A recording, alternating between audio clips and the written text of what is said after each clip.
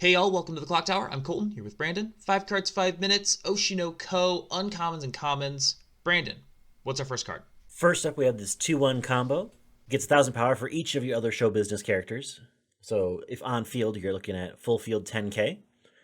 With the climax combo, when Fake Wings, the choice climax, is placed in your climax area, if it's in center stage and you have experience 3, you can salvage a show business character and add it to your hand. It also gains the ability of when damage is canceled, you can stock charge 2 show business characters from waiting room and put them into your stock.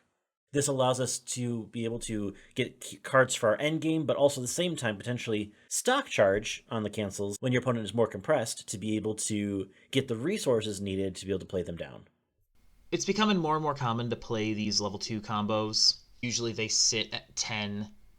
Because we have more climax assurance than ever in this game, it makes it a lot easier to try to be aggressive and run 3 combos.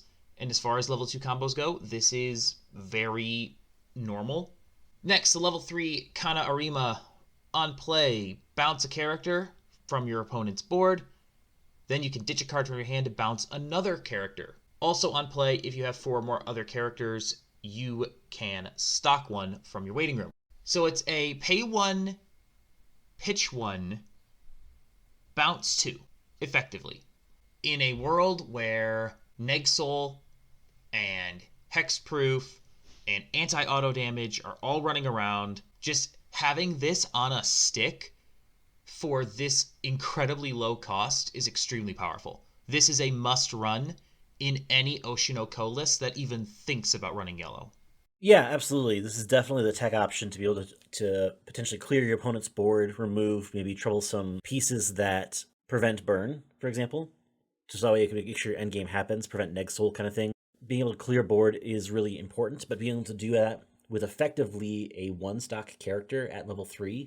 We're also looking at Differing Feelings Aqua. When it's placed on stage, you can choose a card in your clock, add it back to your hand. If you do, you can choose a card in hand to put it back into clock. Notably, it says card, so you could grab climaxes out of clock and put it back into your hand. Probably another one-of card that you would potentially run in to be able to get cards out of clock, but at the same time also in troublesome deck states, you can have immediate answers to that.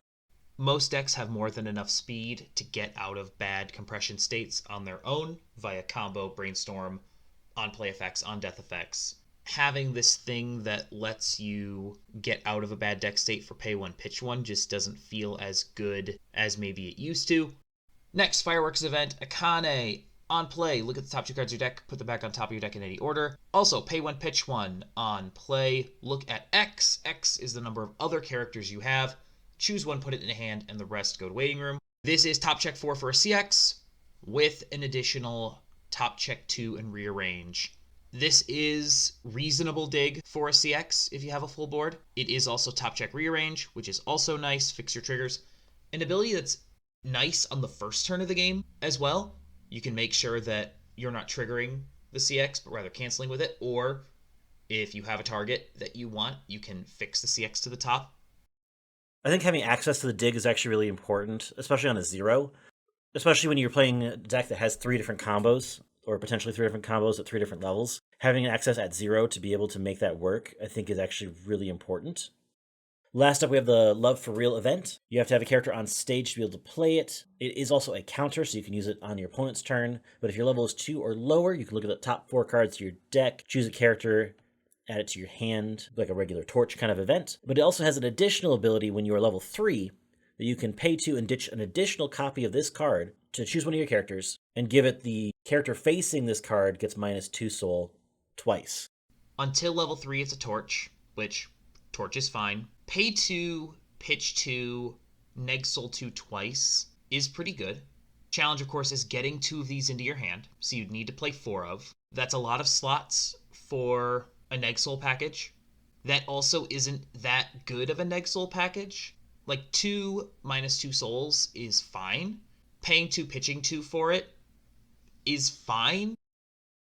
And that's it. Thank you for joining us. We'll be back on Tuesday with the deck tech, probably gameplay the following Thursday. And in 2 weeks, another Clock Talk and more 5 cards, 5 minutes. Until next time, thank you so much for joining us. Please like, share, comment, and subscribe. And have a good one. We'll see you then.